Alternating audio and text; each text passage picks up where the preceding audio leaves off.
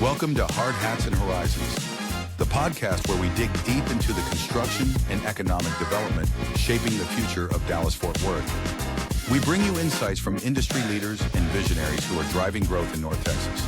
From construction projects to industry trends and insights, we cover it all. So grab your hard hat and join us as we explore the people and projects shaping the skyline of DFW. Now, here is your host, Andrea Pender. All right. Well, we are going to get started today on the Hard Hats and Horizons podcast. So today I have Bill French. He is with Core Safety Group, and he is the Director of Safety Services. That's right. So thanks for coming on today. Thank you for having me. So I feel like we've been in the same circle for years and years, and we've never really had a long sit down conversation. It's normally a little after a meeting or yeah. Oh yeah. No, so I've been in the industry for 17 years. I first started with Austin Commercial, started with them in 2007. I was Austin Commercial's first safety intern they ever had. Wow, interesting. They had always had a degree or a program for people getting degrees in like construction science, construction management. They had always had an internship program, but they had never had an intern specifically getting a degree in safety. And I got a hold of a particular email address and just started wearing out a recruiter over there. The way life is interesting is now that recruiter is no longer even in the corporate recruiting world. He's actually a senior safety manager, large plumbing and mechanical contractor. Interesting. So now I even know him on that level. But he confessed, he was like, man, when you would send me an email every week or like every other day, I was sending him an email. I was like, I want an internship with you guys. He's like, I would just go down to the safety director's office and say, hey, I've got this kid who's going to school at Southeastern Oklahoma, wants an intern. And the safety director's like, well, we've never had a safety intern. Yeah. So I'll think about it. Well, then it got to the point where the recruiter had to go down there and say, hey, we're getting ready to send out invitations for interns. Do you want a safety intern or not? And basically he said, okay, we'll figure out something for him to do. So that was my foot into construction safety. I was Austin Commercial's first safety intern. Very fortunate to be able to, after graduation, go to work for them directly as a safety representative. I was with them a little over 9 years. And then now I've been with Core Safety Group a little over 8 years. So what made you get a degree in occupational safety and health? You know, it's funny because when I tell people that I have a degree in safety, they're like, there's a degree? Yeah. That's when I read this, I was like, I'm like, yes, there is a degree in occupational safety and health. And it's kind of similar to, there are other universities that offer like industrial safety degrees and things, kind of like the same way that you have like construction management or construction science. There's a few schools that have different names for a similar program. When I first got to Southeastern, my fantasy was to be a football coach and a math teacher. Okay. Yeah, I was always really good in math. And I played football growing up. Actually played football at Southeastern while I was there. I was a 4-year walk-on. Okay. But I loved my time on the team. You know, oddly enough, it's I came into college and the advisor, I sat down first semester with my academic advisor, and he's like, okay, well, we need to put you in some classes. He's like, what's your major? And I was like, I don't really know yet. I think I might want to be a football coach and a math teacher because it's good if you're going to be a coach to be able to actually teach a real subject. Right. Because not all the schools, you know, they don't need 12 coaches that can all coach PE. Right. Like if you can actually teach history or something Yeah. worthwhile. Yeah. So that was kind of what I was thinking. He's like, well, you just got here, so let's put you in some classes. One of the classes he put me in just as an elective was Introduction to Occupational Safety and Health. I was like, and little did I know, Southeastern's safety degree program is one of their strongest programs they have at the school. Still to this day. Yeah. They put out a lot of safety professionals and teachers. Like how many people were in your class or how many people were also majoring in that with you? Oh man, probably. Well, the enrollment today at Southeastern is probably around 5,000 students. It's a D2 college. Okay. It's a small, it's a directional state university, you know, because Oklahoma has like every direction covered. But I'd say probably each semester there was probably a couple hundred safety majors. Interesting. And so I walk into Intro to Safety just as brand new freshman. The chair of the department teaches intro. Okay. And he walks in, he says, you have a safety professional. What we do, we save lives. And I was like, well, that sounds pretty interesting. Okay. Yeah. So shortly thereafter, I started signing up for the safety classes and decided, yeah, I'm definitely going to be a safety major. Nice. Majored in safety and I minored in environmental science. Kind of back then, there was a strong emphasis on, you know, EH&S being environmental health and safety, or SHE, safety, health, and environmental. Yep. There was always kind of this assumed tie with safety professionals as also being somewhat environmental professionals. Now today, I can tell you that there's very much a split. You're either a safety professional or an environmental professional. Looking back on it, I wish I would have majored in safety and minored in business. I didn't necessarily know where my career path would take I me. think but we all need a minor in I wish I business. would have minored in business doing what I do now. All the men in my family have been cops and they were all like, go do something different. Okay. So it's funny when I tell people that, they're like, so now you're like the construction cop, right? I'm like, no, I'm a construction safety coach. Like, Yeah, I there you go. prefer safety coaches, not safety cops. I ended up with a degree in safety and a master's in safety. Yeah, when I saw that, I was like, I've never seen this It's a real degree thing. before. And people are like, so you just went, Was Bill making this up? so you just went to school to like what, like tell people how to put their hard hats on? I was like, well, there's more to it than that. Yeah. No, that's cool. I mean, with the amount of, I am not a safety professional, Mhm. but the amount of equipment and all the stuff that's out there, I mean, there's a lot of scary things that could go wrong on Yeah. job sites. Yeah. Safety is a very interesting field because honestly, we are no production overhead. Like, think Okay. about it. Safety guys, we don't necessarily perform a construction task. That's interesting. We're not painting a wall. Right. We're not pouring concrete. Uh-huh. We're not pulling I wire. like marketing. Yeah. Interesting. I never thought about it as an overhead. We're no production overhead. Now, don't get me wrong. There's a way to job cost your safety professional, right? Sure. But at the end of the day, I try to really tell a lot of safety professionals we are very lucky that the industry has identified the critical importance of safety, not only just from a moral aspect, but a financial aspect and a legal aspect. Safety is important. But at the end of the day, if there was not safety professionals, buildings would still get built. Sure. And there'd be a lot of scary There'd things. probably be a lot more accidents. Mhm. OSHA was formed in the OSHA Act, or the OSH Act was signed in 1970 by Richard Nixon. The actual department, the OSHA is the department under the Department of Labor under DOL. So the agency was actually formed in 1971. Now, if you're a millennial, time stopped at the year 2000. Yeah. So when you think about it, like OSHA's not that old. So It's only 30 years old it's only 30 years old. with that math. Exactly. We got to think about all the buildings, the bridges, the skyscrapers, the roads that were built prior to 1970. There was not an occupational safety and health administration. Interesting. Yeah, you don't think about those things. So safety, again, it's very, very important. We're very lucky that the industry understands the critical nature of having people that their subject matters in safety. At the end of the day, if there were not safety people, buildings would still get built. So it's critical for safety professionals to understand their role and bring value to the organizations they work with. I like that. I know a typical day isn't a typical day. Like, I know all of your days are different, but give me a typical week. What does that For do? me personally, Yeah. so at Core Safety Group, I am specifically the director over staffing. Okay. So Core Safety, we have three main lines of service. We have on-site safety staffing. We also have program management, which is we call that our Safe Assist program. A lot of companies choose to outsource their safety department. So it's very similar to if a company was going to outsource their IT department. They are able to hire us as an outsourced safety department, and we run their safety program. We Nice. write their safety manual. We do training, job site visits, OSHA defense, everything that they would expect an internal safety department to do, we do. And then the last line of service, we basically just call general services. So, which is a lot of training and auditing. It's like site inspections. Okay. So we have a director over each line of service, which we just kind of came up with that structure probably about 4 years ago as the company grew. When I first joined Core, I was helping our vice president here in our Dallas office run all three lines of service. Then we just got to a point where all three lines of service were big enough, busy enough. It was time to have a director of safety services that was dedicated to run each line of service. So I'm specifically staffing. My week typically consists of I'm constantly on the phone, phone calls, text, email, teams, communicating with whether that's clients who reach out to us with a specific need, like, hey, I need an on-site safety person for this project.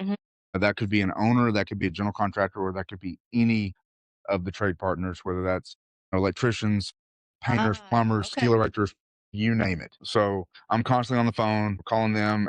They're calling me back. Hopefully they're calling me back. Emails back and forth, trying to coordinate. What do you need? Where do you need it? When do you need it? Right. How long? Trying to find people to put on project sites. We do all of our recruiting in-house. Okay. So I've got three full-time recruiters that report to me. So when a lead comes in of someone who needs a full-time on-site safety person, I'm getting all those details. I'm delivering that to our recruiting team. We do what I call just-in-time hiring. We don't have a bench safety advisors. Okay. That's what we call our field staff, is safety advisors. Mhm. We don't have a bench of people just waiting to be dispatched to a project. It might work out sometimes where we have someone who's currently with us who's getting ready to come off of their current Mhm. assignment, and I can move them to a different job site with a different client. A lot of times we're going out to recruit a new safety advisor to put them on that project with that client. And are you finding these people from your college? Where are you recruiting from? Unfortunately, with what we do, we have to provide seasoned people. Okay, that makes sense. I would say the minimum years of experience is 3 years of construction safety experience. Okay. I get that question a lot because people are, especially people that, uh, soon to be graduates from Southeastern that Mhm. might stumble across me on some sort of alumni network or Uh-huh. LinkedIn, and Mhm. they're like, "Hey, how do I come to work for Core Safety Group?" And Mhm. I'm like, "Go work somewhere first." Yes. And Uh, then call me. yeah, and then call me. Mail me every other Yeah, day like yeah, I did. yeah. Wear me out. Like, I'm here for you. And a lot of times I tell those soon to be students, I'm like, you can also just wear me out if you have questions. I Nice. try to be a very helpful alumni because this industry can be tricky if you don't know Mhm. anything as you get into it. So I'm working to, after our recruiter, I might reach out to a candidate and is screened and interviewed by the recruiter. Then they get a call from me. They're screened and interviewed by me. If I like what they've got to say, then at that point, I propose them to the client. So my day to day, if I'm in the office, that's like I'm shuffling or spinning those plates back and forth Right. of calling clients, calling candidates, working with recruiters just all day, every day. Mhm. If I'm not in the office, then I'm out in the field. I actually go out and visit the projects where we have on-site safety advisors to see them, check in with them, check in with the client point of contact on that project, whether that's a fellow safety person or a project manager or superintendent, see how our folks are doing, answer any questions that I might have. I really enjoy getting out and Mhm. visiting the projects and seeing our people because I came from the field. Mm. So like I said earlier, I was with a large general contractor for a little over 9 years. I was an on-site safety Mhm. person. I started as an intern, then a safety rep, then a safety manager, then a senior safety manager. So towards the end of my career there, I found myself being the senior safety manager, typically on large project sites. So I understand how project sites Mhm. run. So it makes a lot of sense that I'm the director over staffing. Like, I understand what a project, the nature, like on the ground, uh, environment looks like. Mhm. Yeah, it's interesting too because it sometimes as you're moving up in your career, the less and less and less you get to touch the actual Oh, project. And it's so nice to get out there oh and, yeah. I tell people be all the in the time, I field. used to be a safety guy. Okay. I mean, because on paper, yes, I am still a safety professional. Uh-huh. I couldn't tell you the last time that I taught a first aid CPR class Ah, or okay. taught an OSHA 30-hour Uh-huh. class, or walked a site with the intent of filling out a safety observation report, Mm. Mhm. because I'm now more in operations of a safety consulting firm. So I'm not necessarily boots on the ground safety professional Uh-huh. anymore. So it's nice to get out there Yeah. sometimes and walk a job site with one of my safety Mhm. advisors. They might have a question Mhm. like, "Hey, can you come look at this scaffold with me?" And I'm like, Mhm. "Yeah, Yeah. I'd love to." I haven't seen one in months. Like, I'd love to do something, safety instead of That's not just a operation. phone call. Yeah. Yeah. So it's really funny. I mean, again, I am a safety professional, Mhm. but I'm helping run a safety consulting firm. So Mhm. yeah, I do like to get my boots dirty Mhm. sometimes. So you mentioned that you guys are nationwide. Mhm. In Texas, how many people are at with CORE? Well, I don't know if I can, off the top of my head, narrow it down to just in Texas. I can tell you that within the company, Mhm. nationwide, we have about 160 employees. Oh, We have two brick and mortar corporate offices. So one is, we call it the Dallas office. It's actually in Irving. It's uh-huh. in Las Colinas. We're right at MacArthur and Walnut Hill. Uh-huh. The other office is in Chattanooga, Tennessee. Okay. Out of those two offices, we do coast to coast. It's funny because personally, I like to refer to the Chattanooga office as the home office, but not the main office, Okay. because the Dallas office has probably more than twice as many people that work at it. Okay. The Chattanooga office is great because, Mhm. like, so we're Core is solely owned by our two founders, Okay. our president and our vice president. Our vice president is Craig Kyle, and then our president is Russ Bartholomew. Mhm. Russ he's a staple, or he stays in the Chattanooga office, and then Craig is in the Mm. Dallas office. Nice. Yeah. So that's kind of how they're divided up. And then we've got four directors in the Dallas office. We've got one director of safety services in the Chattanooga office. Each running our particular lines of service. So like I said, as a whole, right now we're probably about 160 employees Okay. nationwide. Yeah. Nice. I had no clue because so I was like, "Ooh, I'm just gonna instead of researching it, I'm just gonna ask you in I'll tell person you because then I'll get the whole story with it." exactly. Yeah. Nice. Let's see. You started to mention something about mentorship. So I want to hear a little bit more about Okay. that. Talk to me about maybe how you've been mentored or how you have mentored people. Actually, All I of had the the above. opportunity to do that recently. So Nice. last year was kind of fun. So starting out in the industry, uh, there wasn't necessarily now that this was about 17 years ago, and I'm sure some people had it, but there's been a lot more emphasis on true, I agree. structured, Yes. like we're gonna assign you a mentor, Yes. and then you Yeah. tell the mentor, hey, we're gonna assign you a mentee, Uh-huh. and y'all are gonna check in with each other Yep. monthly, and like Uh-huh. there's gonna be a process to this. Right.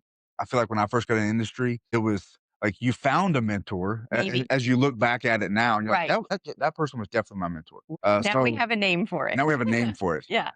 So early on, the safety director at Austin Commercial, when I first went to work there, a gentleman named Jesse Cole. And now again, OSHA was started in 1970, right? Uh-huh. So a lot of the seasoned or veteran safety professionals were not degree carrying Interesting. certified safety professionals. They Yeah. were people that came up, through the construction industry and were smart, and safety departments had to be formed, and it was like, okay, well, who are we going to put in the safety department thing? So Jesse actually got early on in his career, he was actually a steel detailer. So he, like, back when you had to, if you were going to design a steel building, someone actually had to draw it. Mhm.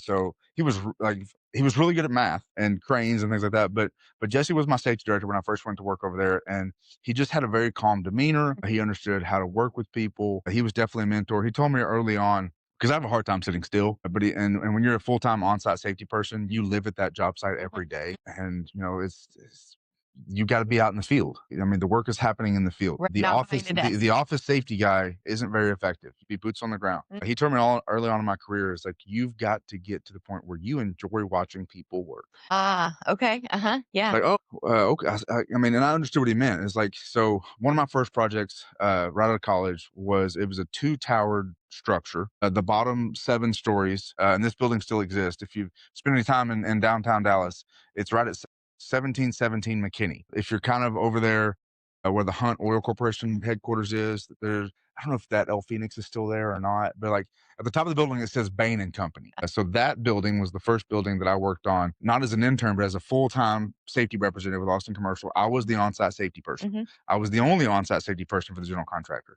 So I did get kicked in the deep end a little bit. Yeah, that's a big project. It was a big project.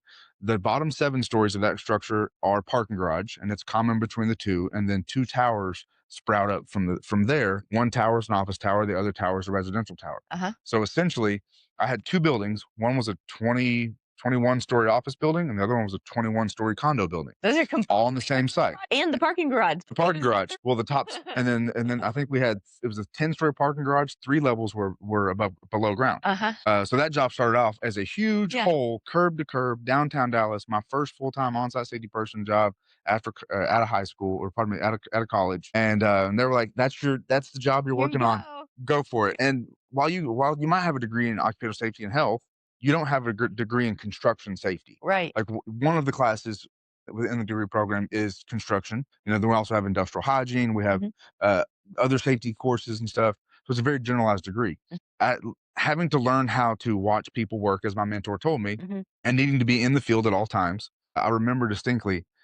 So every company has a safety manual, right? And that's your safety Bible. So I took our safety manual and I printed it to where it was 4 pages on one page on one Okay. 8.5 by 11. In our plan room, we had one of the old elementary school paper slicers. So I sliced it up, put it together, took some waterproofing tape, and I made myself probably, I don't know if it's like 4x6 or 3x5, whatever. Yeah. I made me a pocket size company safety manual. Okay.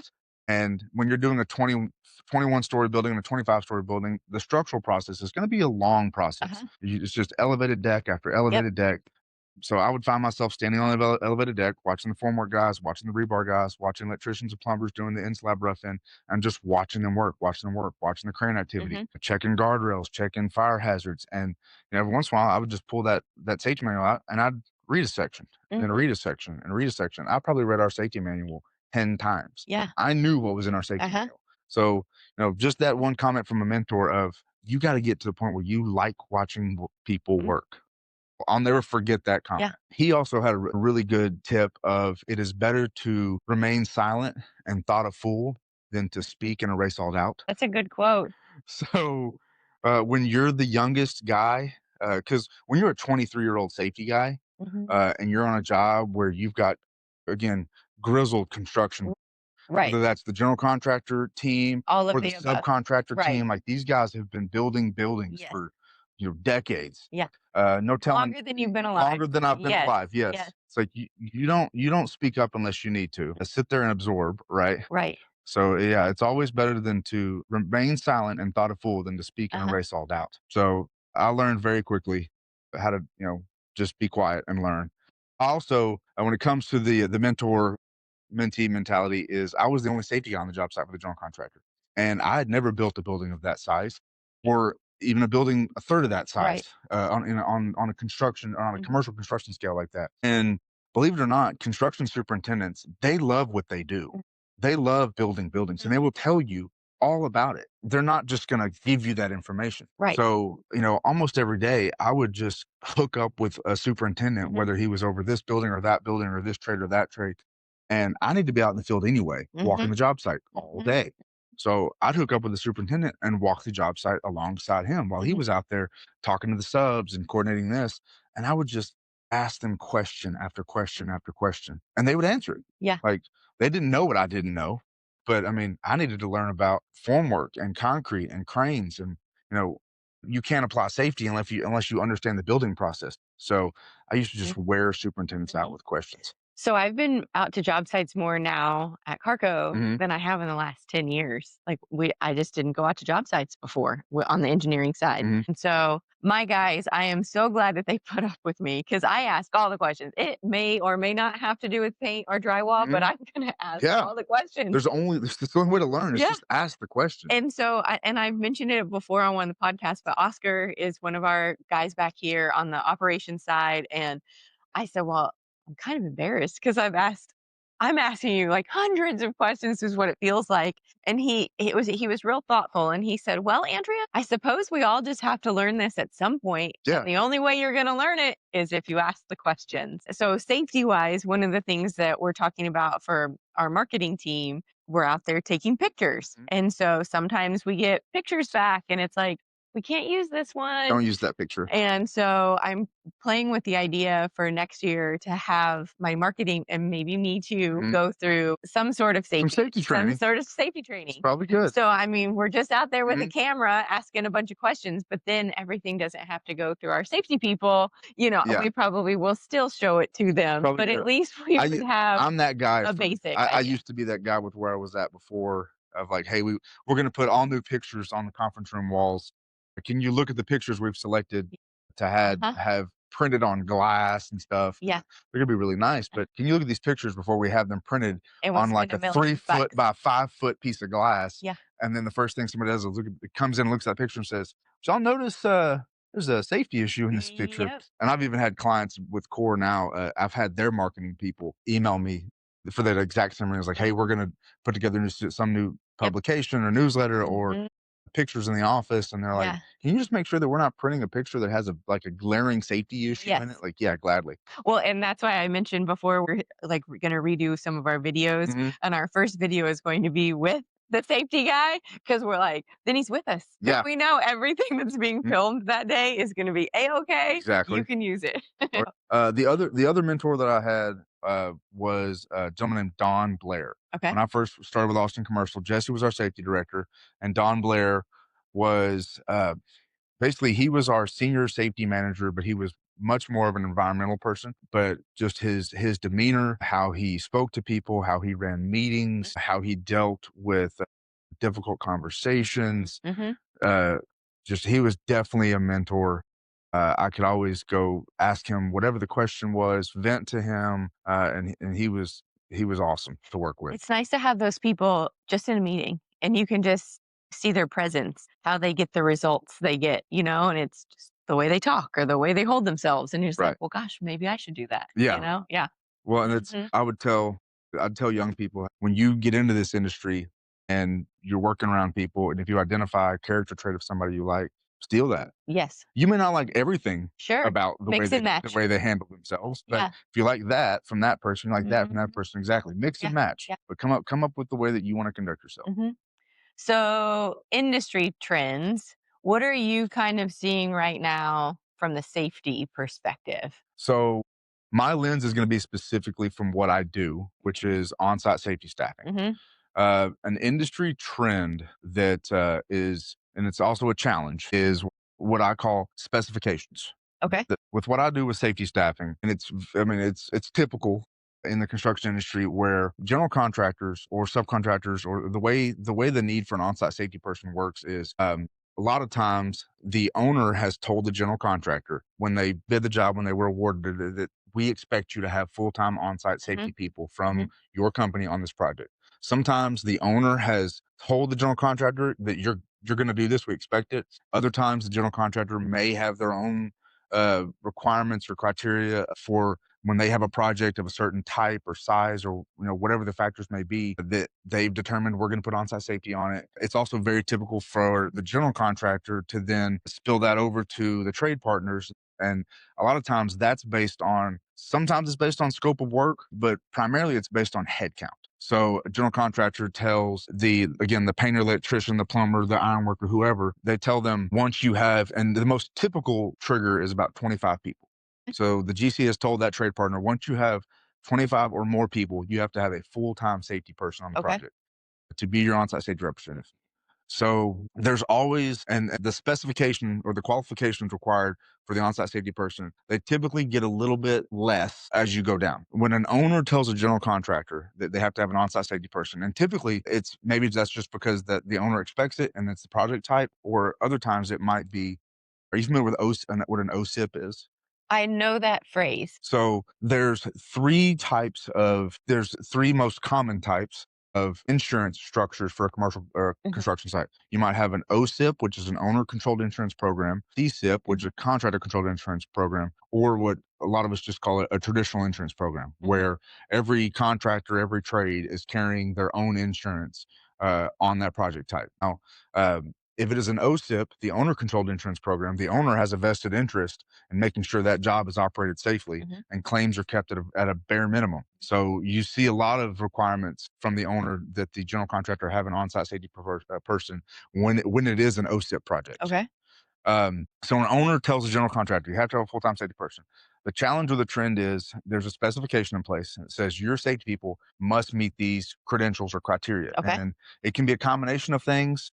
You might have a spec that says they have to have a degree in safety and a certain number of years of experience, or they might have to have a particular certification. There's an entity out there called the BCSP. That's the Okay. Board of Certified Safety Professionals. So they might have to have a particular BCSP certification. The BCSP certifications might be everything from a CSP, which is a Certified Safety Professional. That's the highest level of credential the BCSP has, all the way down to an STS, which is like a Safety Trained Supervisor. So you might have to have a degree in certain years, a BCSP certification, and a certain years of experience, or an OSHA 500, Okay. or Okay. and a certain years of experience. Are you familiar with what an OSHA 500 is? 500 hours of OSHA training. It's not. I'm glad that was your answer, because there are people that I think that that's what they think it is. I try to take every OSHA 30. Okay, so the only two OSHA classes that are actually named or labeled for the number of contact hours is an 10 and OSHA 30. 10 and a 30. Once you get beyond that, and then after that, it's just a course number.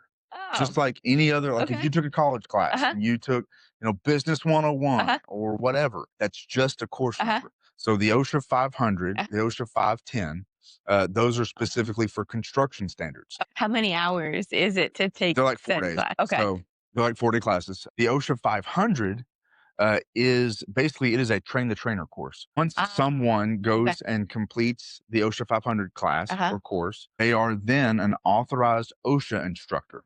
So meaning, if I go take the OSHA 500, then I can go teach OSHA 10 and 30-hour courses. Okay. That's all it is. And I just kept thinking, gosh, 500 hours. That's a lot of hours. That's a lot of hours.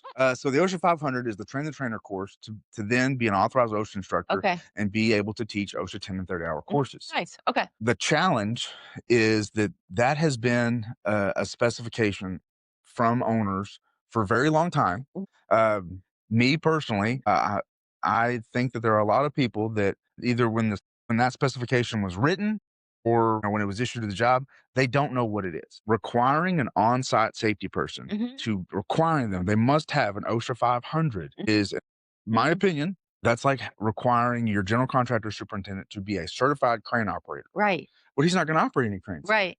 But there's cranes on the job site. Uh-huh. And if he and that also would mean that if he needed to, he could. It's like, yes, but he's not going to. Right. Right. So to require a safety person on site to have an OSHA 500, it's pointless. Yeah. So I that's a trend it's been a trend for a while. Interesting. Anytime I see a specification for the on-site safety person of a job, if there's ORs, Mhm. that's good. So it's like Okay, good. degree or Options. certification for Mhm. 500 or 510 or Uh-huh. but there's also many times where it's ands, where it's they have to have a BCSP certification and the OSHA 500. And there's a lot of very seasoned, very professional people who perform the role of on-site safety person that don't have an OSHA 500 Right. because they know what it is Uh-huh. and they have no intent They on don't need teaching it. 10s and 30-hour courses. Right. I mean, I've got And it would be 4 days out of the office and X amount of dollars. well, and then you have to maintain it. Right. Is that an annual? Is that a once Every a 4 year? years, Okay. you have to go take the OSHA 502. Just another course number. Okay. Okay. Every 4 years, you have to go take the OSHA 502 to refresh your ability. Your class that you don't even need to. Yeah. What about the 10 and 30? How often do you have to get those refreshed? So the OSHA 10-hour and OSHA 30-hour class do not expire. Oh, On the back of the okay. card, it actually says this card does not expire. Interesting. I will tell you as a safety professional, the OSHA 10 and 30, again, in my opinion, have a half-life of about 5 years. Okay. About 5 years after you took that OSHA You 30, probably need a refresher. you have forgotten at least half of what Right. you heard if you paid good attention. Right. So I would say go take your 30 every 5 years. Every 5 years. Interesting. I know you mentioned the CPR, CPR actually has a date. which I feel like we've all done it. And then you're like, oh, I forgot Every about 2 this. years. Yeah. And Yeah. so, I feel like I've taken it like 3 times and it's probably been every 5 years or something. It's like, oh, I need to get this. Or when was the last time I got this? Yeah. Oh, this is expired. This is expired. So the challenge or the trend that I face is trying to get people who write the specifications to have more ORs, have more options, be more flexible because there are really good safety professionals Sure. that may not check one of those Right. boxes. They may not have a degree in safety. They may not have a BCSP certification. They may not have an OSHA 500, but they've been a construction site safety person for maybe 10 plus Yeah. years. And when it boils down to it, you need someone who knows how to do this job. This person might be perfect. Right. Guess what? They don't check one of the boxes. So are you talking to the construction company? Like, who are you talking Both. to kind of educate people Both. on this? I'm talking to the people who either write these specifications or have to try to adhere to these specifications. I mean, I've in an open forum encouraged trade partners and general contractors, when you get handed a specification from the owner for your on-site safety person, if you don't like it, try to push back on it and try to explain. Yeah. Like, hey, let's talk about your qualifications that you're requiring from an on-site safety person. Let's talk about it. Let's understand what this means, and let's also understand that I might have somebody who's got 15, again, maybe 10 or 15 years of experience as an on-site safety person, and they don't check one of these boxes, but I guarantee they will do a phenomenal job. Or I can go get you the person who has a degree and 3 years of experience. They check your box, but here's a guy with 15 years of experience on maybe even similar project types. It's like, this is who you want. I think this is one of those almost like this is how we've always done it, you know? And then it's scary to change those things. I know we've had some specs in the past where they spec this particular kind of paint. Well, they still offer this paint, but it's something that there's something new and better and all that. And they didn't want to hear anything about it. This is what we've always spec. When owners had specs, I feel like the trend is more and more owners are having specs, whereas in the past they didn't. In the past, it was more about judging the person and not the paper. Give me the right person for the job, the right experience. And now more and more owners are having specifications. And when they look at, well, what is the industry trend as far as what that specification should say? And it's like, oh, well, here's what it should say. And it's like, but do you even understand? But do we know that it's not 500 hours? Yeah. It's a 4-day class. I had a particular owner client that they wanted every safety advisor I provided to have an OSHA 500. And I finally got the right person on the phone and had a conversation with them and said, hey, if I've got someone who checks all the other boxes that you're looking for credential wise, but they don't have an OSHA 500 because theirs were ands, they had to have this, and a 500. If they don't have a 500, would you still consider them? And they're like, well, I don't know. I was like, well, do you know what OSHA 500 is? And they said, No. So I But we need explained it. to him. I explained to him what it was, Uh-huh. and sometimes I'll lead them down that path of asking, Uh-huh. "Hey, is my on-site safety advisor going to teach any 10s or 30s while they're on the job site?" Right. They're like, No. "No, of course not. They're going to be out on the project site." "Oh, well, I'm just curious because you're requiring them to have an OSHA 500." Mhm. Like, "Well, what do you mean?" I'm like, Do you know what OSHA 500 is?" Like, "No." So I had that conversation of, if I have somebody that checks all the boxes but doesn't have an OSHA 500, would you still consider them? And they said, "Yeah, probably, yeah." Interesting. Basically, they were telling me, "What you're saying makes sense. Yes. So if Right. you've got someone who checks all the other boxes, doesn't have that particular thing, send their resume over. We'll look at them to be considered for an on-site safety person." At the end of the day, I think I had 5 safety advisors with that client on the Nice. project. Yeah. None of them had an OSHA 500, Yeah. and they all did an amazing job Mhm. once we got over that hurdle. Right. And then, like, with all these certifications and things, I'm assuming that then that person is gonna cost more. It can. Yeah. Yeah. So I think that's it's good when you find those things that need a little bit of help, need a little bit of tweaking, and it just takes the time and the education, and it may work and it may not work, but it's good that you have found It that. it takes someone willing to, Mhm. when they reach out to us, understand there's a reason you reached out to us. Right. We know the safety. Right. That's why they're hiring you. So Right. trust me, I'm Mhm. not trying to steer you wrong. I had a client once call and they said, "Hey, we've got this commercial construction site coming up, and I think we're going to want a CSP, which is a certified safety professional." Okay. Like I said, that is the highest level of certification that the BCSP offers. And I was like, "Well, tell me about your project you're going to do." Uh-huh. And so they told me about it.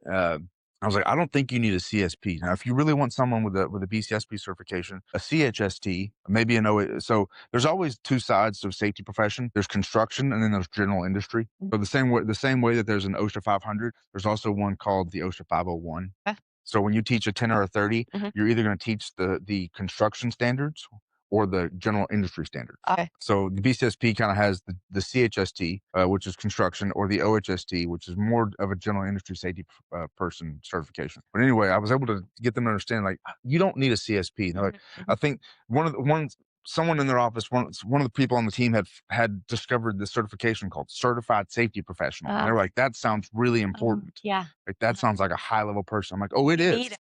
Oh, it is. They're very expensive. Uh, Most often, you're not going to find a CSP full time on a construction site. They are typically safety directors Uh-huh. or vice presidents of safety, owners of safety consulting firms. Right. It's people who have no idea about the safety profession. I try to tell them, "You know what a CPA is?" They're like, "Oh yeah." I was like, "It's kind of the same thing. It's literally the highest level of certification that Uh-huh. a safety person can have. Yeah. Like, you don't need that person on your Right. project." Yeah. You can Uh, just have a bookkeeper. yeah, exactly. Yeah. That would be like requiring your bookkeeper to be a CPA. Right.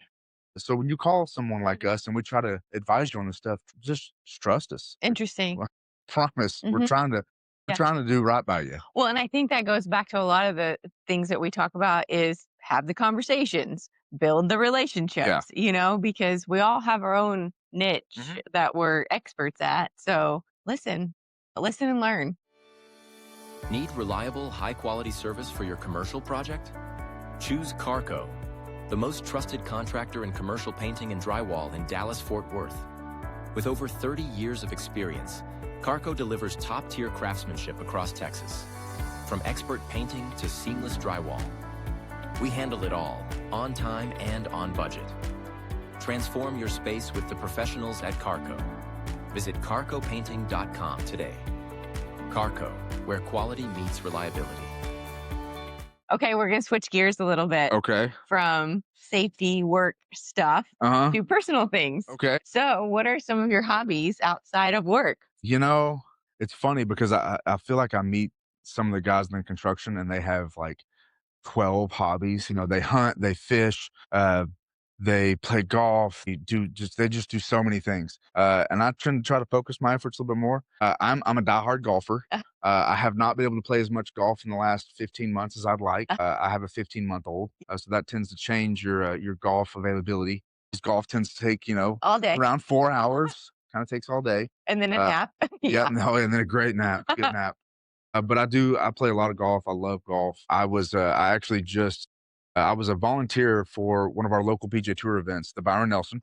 This You year, had the red pants. no, Oh. I was a volunteer, so Okay, okay. I'm not in the Summership Club. I was just a normal PGA Tour, or just a normal volunteer. Okay, So I okay. was out there in blue shorts. Okay, blue shorts. Um, Okay. but This was my 14th That's year pretty to be a cool. volunteer. Oh, that's neat. I decided that this was finally my last year. I've Okay. been doing it long enough. Okay.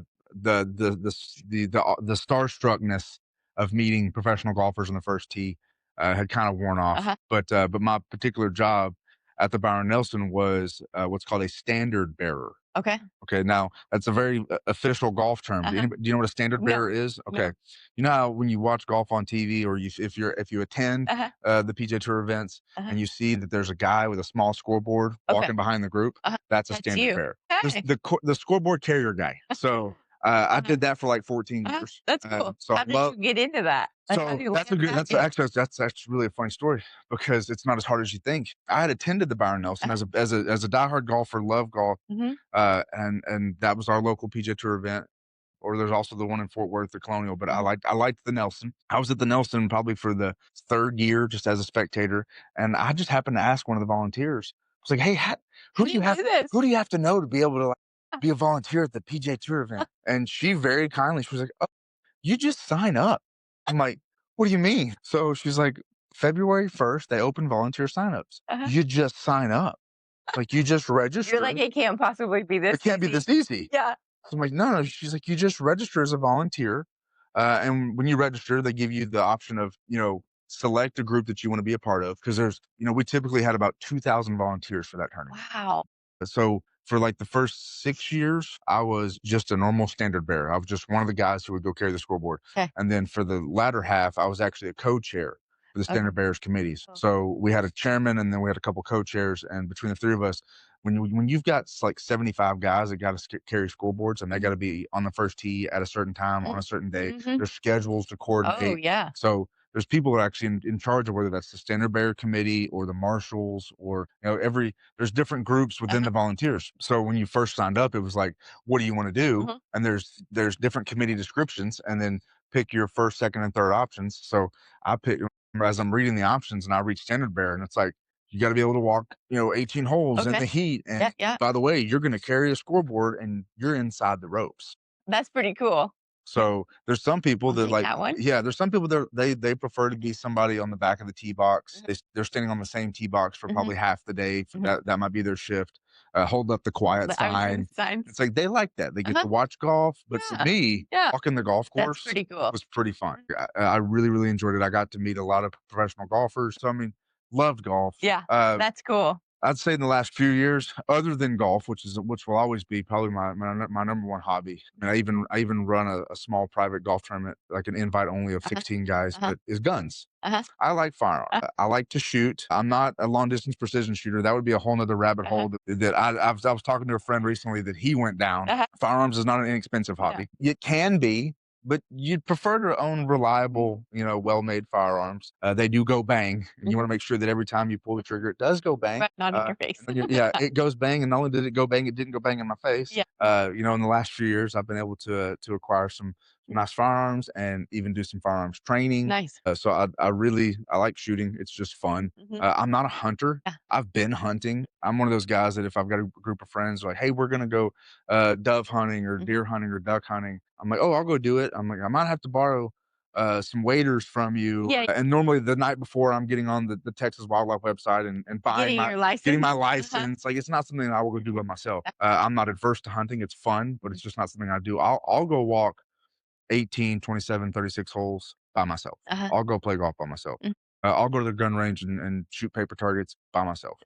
So I like golf and I like guns. Nice. Yeah. It's, again, takes you outdoors. Yeah. Well, and both of those things you can always do better. You can, always laugh and say, I own golf clubs, and that's about the extent of it. And you're on your way. anytime I have to pull them out, I literally have to do a very good dusting of them. Mine live inside. Mine live in the garage. I don't like to store my spiders in there. I like to store my clubs in the garage. I like to keep them in a closet indoors, climate control. Then I wouldn't have to dust them. True. So. Yeah. My golf clubs they're my friend. Mine are just garage decorations at this point. Let's see here. Who or what inspires you the most? I don't know about inspires. I can tell you what drives me the most. Obviously, I am a new dad. So I've got a son and my wife, and knowing that I've got a family that relies on me, depends on me, that's really what inspires or drives me the most Mhm. is just being a good husband, being a good dad. It's really, really fun to be parents now and just seeing him do the most minor thing that it's like, but if it's the first time he's done it, it's like, it's, oh my gosh, did you see that? It has to be exciting. Oh, it's very exciting. Yeah. You know, he's walking, you know, and as the mobility increases, the concern for like Everything. Safety. oh yeah, he climbs. If there's a step stool somewhere that's open, he's going. And you might even be on it, Uh-huh. trying to change a light bulb or something. He's going to crawl over there and climb the step stool. Uh-huh. I'm gonna sneeze. No, we're good. So yeah, he walks, he climbs, he tries to run. He can walk really fast. He can Uh-huh. speed crawl. Yeah. Loves to get into something. You know, we've got lower kitchen cabinets that are baby proofed. But yeah, it's being a dad is pretty awesome. Nice. Yeah, Nice. it's the best when you get home and he's in the front window, Oh, that's so the sweet. smile comes across his face Yeah. because dad's home. That's Like, nice. yeah, that's pretty awesome. That's nice. That's nice. What's his name? Well, his name is William Cass French III. Okay. And it's kind of a funny story. I'm not that self-absorbed. However, my wife's dad he's Max the third, and Mhm. then her brother is Max the fourth. Okay. So when we found out we were having a boy, kind of, you know, made the suggestion of, hey, I think we should do William the third. Uh-huh. And my wife, being as awesome as she is, she's like, we might as well, right? Like my dad's a third, my brother's a fourth. Like That's fun. I'm William Jr. She's like, Yeah. William the third, like it's a thing. I'm like, so Cool. she was all for it. So I think Mhm. it's really fun. We call him William Okay. because my dad goes by Bill French. I go by Bill French. Uh-huh. And that was her only request. She's Mhm. like, I think we have enough Bill Frenches. Yeah. Yeah. We'll see what happens with Well, that. and that's kind of what I told her. I was like, you know, he'll probably go by whatever he wants when Yeah. he's grown up. But So what's funny, obviously Yeah, my will goes your will. by Will. And we would always laugh because once a year, getting your taxes done, Yep. the accountant would always refer to him as Bill. So like Will would, hey, it's been a while, Will Pender, you Yeah. know, well, Bill, it's great seeing you. Yeah. And so we would always laugh like in the parking lot. We'd be like, well, today is the day Mhm. you are Bill. Oh yeah. Well, and then for me, I always have to revert to William for signing something Yes. important. Yep. And Bill French, when I Uh-huh, sign uh-huh. Bill French, I do it constantly all the time. Right. And it looks put together. And then I have to go do something And you're very like, important. And I'm how like, do I spell my word? so, well, it's like there's 7 letters in this thing. It gets pretty bad. No one calls me William. Even my mother doesn't call me William. No. Yeah. Bill. Just So Bill. he's William Cass French the third. Okay. I love it. I like to call him 3. Well, that's fun. And we So have like hand if I'm signals. texting, I'm like, how's Love 3? it. Love it. Yeah. That's fun. Okay, quick fire round, Okay. but they're never quick fire They're never quick fire. because I asked too many questions. So what's the last book you read Okay. I might or podcast I was or gonna say, whatever? I might be rare because unlike some of your other guests and yourself, Yeah. I am not a reader. Okay, what do we do? Are you a YouTuber? I'm a podcast? YouTuber. Okay. I'm a YouTuber. I What are don't we YouTubing? everything. I have YouTube with no commercials. Okay. Which if you're gonna be someone who watches a lot of stuff, Uh-huh. commercials are terrible. Mm. I mean, I love going down a good YouTube rabbit hole. Obviously, a lot of golf videos, you know, a lot of gun videos. Uh-huh. New firearm comes out. I'll go watch the 30-minute review of the guy who's like, hey, I just got this boy. this new Yeah. gun that just came Okay. out.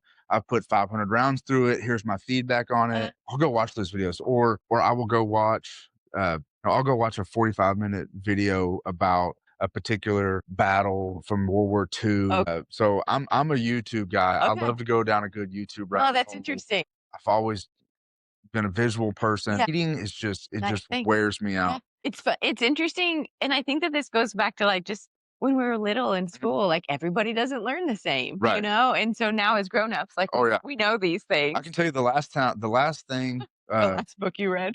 No, I couldn't tell you the last full book I read. Maybe in college. I was gonna say when you got this MS in occupational safety. Yeah, maybe in college. The last thing that I had to read was I was doing some expert witness work. Okay. And the attorney that hired me to be his expert witness, he sent me over the depositions, and I got back with him. I said, "Hey, by the way, do you have? Because I don't know if you've done a deposition. No. Good.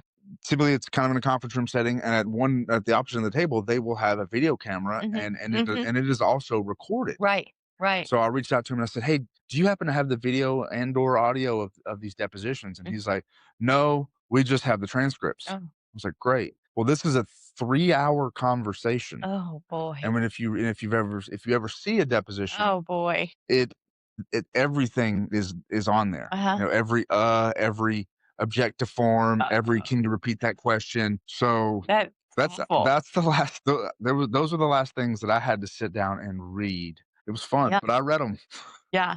Okay, so you're a YouTube video I'm a guy. YouTube video Okay, guy of all. Like, I mean, of all things, all Yeah, things. yeah. You know, military history, just all sorts of Will YouTube goes down the YouTube hole. rabbit holes, Uh-huh. man. And I told myself, you know, while I was getting my my master's degree, between YouTube and Google, you can teach yourself anything. So I've used YouTube more like to do add things to the Jeep. And I'm like, there's really a video right? on this. Oh yeah. And the man is going in slow motion and I can follow along. Yeah, or you can pause, go back. But it wasn't like, voila, we changed the fenders. It was Yeah. like, first you do this, and then this is where you're going to Oh, yeah. find the bolt. And I'm like, how is there a video for everything? I love the people that take it upon themselves to be, again, whether it's installing or repairing something, and they're like, I'm gonna film this as an instructional so glad video. you're doing Put this, on buddy. because someone out there Yeah. someday is gonna go buy this exact same product and That's me. want a video of how to do this. Yeah. Because I mean, the things come with instruction manuals. No. Who wants to read the We instruction want to manual? watch the I video. want to watch the video. Yeah. So yeah, I'm a video guy. That's funny. What is a skill you would like to learn? It's definitely a fantasy, Okay. but a skill that I would love to learn, and I've always been fascinated by aviation. Down some of my YouTube rabbit holes are Yes. like, you know, videos about some of the greatest military aircrafts and why they are so awesome. But I would love to learn to fly, even just Helicopter or a plane? only fixed wing. Rotary wing There's all scares me kinds to of stuff death. going on. Yeah. Yeah, Have and you ever been on helicopters? I have not, and We did a I don't think helicopter. I could get my wife in one. We did a helicopter tour when we went to Hawaii. Yeah, And there was 3 seats in the front and 2 seats in the back, and they weigh everyone. And based upon that is where you sit. right. And so I was just so we booked the doorless because why not? You're in Right. Hawaii, you live once. On an unobstructed view, And you as know? soon as it like got serious, I was like, I sure hope I have that front middle seat. Like Yeah. that's all I could think yeah. of. And so I did get the front middle seat, and you're like crunched in there. But I was like, I don't know if I want this doorless over here Yeah. because I mean he wasn't like banking it crazy, but there were a couple times where I was like, is my seatbelt on tight Right. enough in this? Oh yeah. So, helicopters, they're scary to me. Yeah. They are You should they are take some plane lessons. helicopters are definitely they defy physics. There's a lot going on. You have to Wings are use your spinning and feet, up and you have down, to and use oh your yeah. hands. But just the way the basic physics of the, you know, the shape of a wing, Uh-huh. you know, causing lift, That and makes a little more it sense. just makes more sense, you know. Yeah. But even if I could just learn how to fly like a single Yeah. engine land Yeah. Cessna, Yeah. be amazing. Well, you'll put it on your list one day. For sure. One day. Yeah. Maybe you and William could take pilot lessons That'd be together. fun. Yeah. Oh, yeah. That'd be cool. So in 15 years, Yeah. you can sign up for Yeah. for flying lessons. Exactly. That's cool. What is the favorite city you have visited? Okay, it's funny so it's not a city, Okay. it's an island. Okay. My wife and I have been to Maui 7 years in a row. Oh, you've told me that. That's right. And it's funny because everybody wants to give us a hard time about, well, have you, like, so people are like, have you, you know, they go to Hawaii? I was like, yeah, we've been to Hawaii. We go to Maui. You're like, I love it. We've never been to any other island Uh-huh. in the island chain. We just keep going to Maui. Let's see, we normally go late February or early March, because that's when the whales are still migrating Okay. past Maui. And so that's the time of year we like to go. Let's see, spring of 24, we didn't go because my wife was very pregnant. And then spring of 25, we didn't go because we were still in the middle of building a house and had a tiny human. You know, the plan We is going in a few months? I don't, maybe Okay. because even my wife's like, we got to get him out there. So Maui is definitely our favorite place. Nice. I don't know how to describe exactly why. It just is. Yeah. It was funny the first time we ever went. We were like, man, we really got to soak this up. It's going to be forever till we come back. And that was in the spring of that year. And then later in the fall, we were like, hey, you know, where do you want to go in the spring for a vacation again next year? And so we were, you know, talking about other destinations. And then my wife threw out the idea of like, do you think you might want to go back to Maui? And I'm like, can we do that? Yeah. Yeah. So we I did. love And it. then That was the second year. So then we just kept going back. I mean, it Yep. got to a point where, like, when we land, we don't use GPS to get around. Oh, It nice. even got to a Nice. point where I bumped into some people that they snowbird. They're from Washington, and they go down to Maui. They've got a place they own there, and they go down there for like 4 months. So one year I was playing golf, and I met this couple, and we had a good round. And then the next year, and I just booked tee times. My wife likes to go to the beach in the morning, and then I'll go play golf in the morning, and in the afternoon, and then I'll go down to the beach for the rest of the day. So I had a morning round. The next year, I went back, and I just booked a random tee time. I don't think it was the exact same tee time, but it was at the same course. And my time's up. I walked over to the first tee, and I kind of looked at the golf bags on that were. You're like, I know I'm like, you. that looks familiar. And then the guy standing there, he looks at me and goes, "You had a flamingo shirt on last year." And I was like, How funny. I did. Oh my God. It was them. So we exchanged contact information. So we've made some friends that are looking forward to us coming back because they Nice. text us in the spring of last year, and they were like, "Hey, We we're need getting to ready. meet We're the getting ready to see baby." y'all." And it's like, so then I sent them a picture of our tiny human, and they're like, "Well, babies love the Maui air." Yeah. I'm like, "Yes, but I don't know if babies like to sit on a plane for 8 hours." I So we're looking forward to getting back to Maui. So Yeah. that's our favorite place. Nice. We've done San Francisco, and I've in Florida stuff, and it's just when you're on the island of Maui, man. Yeah. I tell people all the time, that's about the only week that you will get an out of office reply from me. And Yep. it helps that there's a pretty significant Yes. time difference. Yes. Yeah. Yeah. It's just magical out there. Yeah. I mean, Really like the island of Maui. yeah. I think we landed, we got to our VRBO, and within 30 minutes, I was like, real estate. Like, Oh man. this unit for sale because I need to buy it. There's a place I like to grab lunch from, and next to that is a real estate office. Like, I'll run in and get fish tacos to go take it back to where we're staying. And there's a real estate place next to it, and they've got all the things taped up on the inside of the glass facing out of like the all the condos and things. And it's got like the unit numbers. And oddly enough, the building that we stay in had some units listed on there. And we're like, how much would that really be? Yeah. And I think like on day 2 or 3, it's like, well, maybe we could give kayak guides every day. Oh yeah. Let's do it. It's like, what is like, yeah, like what would you do here? Like, I don't know. I There's don't know. golf courses. I'm pretty good at driving a I'm gonna be the cart I guy. can be the cart guy. I could be a four caddy. Like, we'll find something. We might live in a shack, but at least we're here. But we'll be in Hawaii. Exactly. Final question. What is the favorite construction project you have ever been part of? So probably the Toyota headquarters. Okay. Nice. If you live in the Dallas, Texas, the DFW area, Uh-huh. if you've gone up to the Colony, the whole Grandscape area that is kind of just really developed up there off of 121. I was the senior safety manager at the Toyota campus. Nice. That was one of the last large jobs I was on when I was working directly for a general contractor. And that was a really, really cool job. Yeah. Really big job, really cool to be a part of an initiative for an owner like Toyota. Prior to that, Toyota had regional offices throughout the United States. And what they were doing, they called the concept themselves One Toyota. Okay. So everything corporate wise from Toyota is now at that campus. The only other office that Toyota has that is separate is in Michigan. They still have an R&D office. Okay. And obviously, they've got the manufacturing plants. Like there's one in San Antonio that makes Tundras and things. But from a corporate office level, Toyota is at everything's at that same campus. It was to a point where they were busing employees in from across the country to give them a tour of the surrounding area and basically show them like, hey, the company is relocating to here, and we want you to come. And if you choose to come, we've shown you the area. Like, here's the housing, here's the schools, here's what this area is like. Basically, try to retain as many of them as they could because the company's moving, right? And we want you to go with us. Right. That's cool. But to be on that project and just it was a big job. It was a good job. Safe job. I'll always remember Toyota. And now, like many people in construction, I get to drive around and I'm like, "Ooh, I worked on that job." I worked on that job. It was funny. I had one of my nephews, one of my nieces in my car one day. We'd been driving around the Dallas area, and my wife was in the car with me, and I kept pointing out buildings like, "Hey, your uncle worked on that building." So then we were headed to take them home, which they live north of Dallas, and we finally got to a point where my wife said, "Hey, we're finally far enough north where your uncle doesn't have any buildings to point at anymore." So yeah. Hey, we love what we do, right? We love what we do. Yeah. Especially some of these buildings are really cool looking. Yeah. What is a piece of advice to someone just starting out in the industry? So a piece of advice that I would give to someone just starting out in the industry, and whether that's as a safety professional or any other role, is understanding that that's not my job. Is not a is you know nothing is not your job.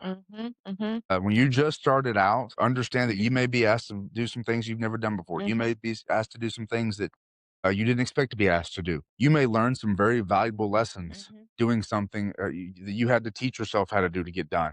You're going to learn some valuable lessons sometimes doing some things that you didn't expect to be asked to do or that you had to do. I like that. But nothing is not your job. Right. We meet, sometimes we come across those people that they've gotten to that point. Well, that's not my job.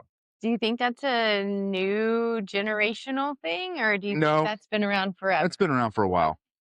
I think some Interesting. people get very set in their ways. They get very set in their role and their position and what they want to do. And then they're asked to do something that might be outside of their comfort zone or outside of Not their my job. expertise. Like, well, that's really not my job. See. So nothing is not your job. Yep. That's what I would tell someone just starting out in the industry. Yeah. That and find a good mentor. Find somebody to lean on. Find Yep. somebody that you can ask the questions. You can ask them 100 questions and they'll continue to answer your question no matter how silly you might think it is. And don't be afraid to ask those questions. Yep. There's so many people that are a wealth of knowledge. They can't just open your head up and pour that knowledge in. If only. Yeah. And they don't know what you don't know. Like, Right. ask the questions. So Awesome. that's what I would tell somebody in getting in the industry just starting out. I like that. No, I think that's really good. Final question, Okay. maybe final question. What are you most passionate about in your job, and what are some of your future goals? So what I'm most passionate about as a construction site safety professional, if you're a good one, you should be passionate about protecting people. We hear a lot of times in safety meetings and job wide safety meetings that we want people to return to work the way that they showed up to work that day, and we really do mean that. I'm very passionate about making sure that people go home. It's important. No one lives to work. We work to live. Very passionate about understanding that these rules don't exist just because. I try to coach workers that I can come across, and I encourage the people that work for me to do the same.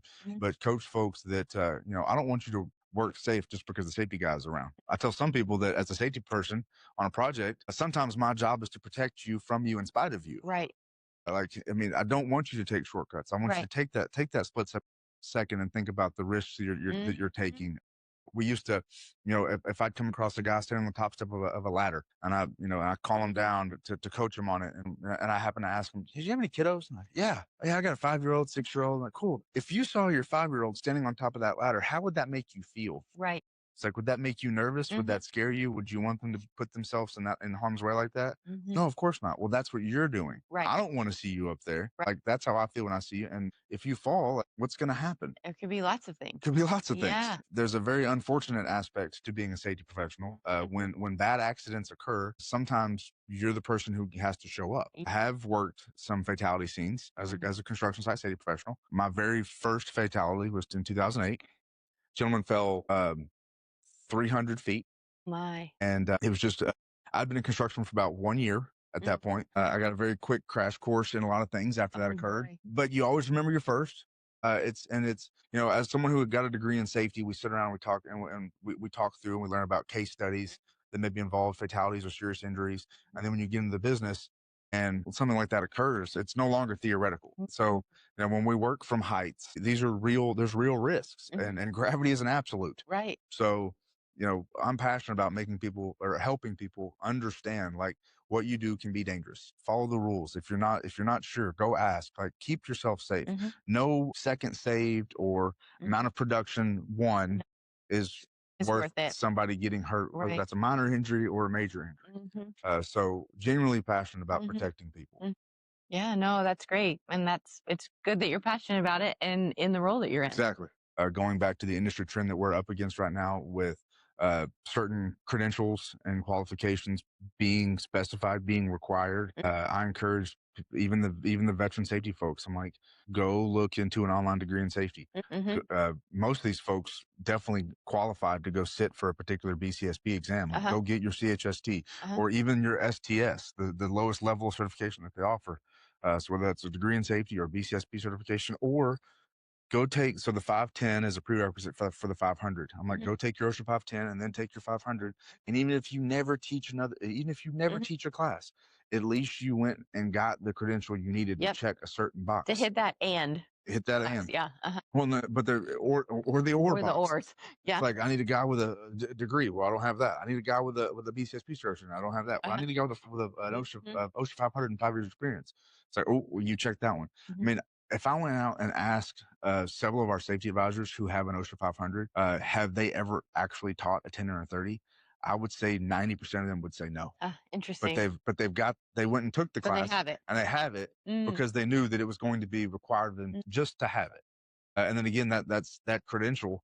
Every 4 years, they have to go take the OSHA 502, and those courses aren't inexpensive. Right. But yeah, the advice that I would give to safety professionals, at least on the field side, is don't rest on your laurels. Go add to your resume. It's going to be crucial moving forward if you want to continue to maintain the roles you're in. You know, there may be somebody out there who's like, I've been doing this for 25 years. Well, guess what? Nowhere on my spec sheet does it say, give me somebody with 25 years of experience. Right. Do you have a degree? No. Do you have a BCSP certification? No. It's like, man, I want to use you, and you were definitely one of the smartest safety guys I've ever seen, but you don't check a box. Yep. So, Well, I think we have gone over everything. Awesome. Well, I appreciate you being on the show today. I'm glad to come on. Yeah. Awesome.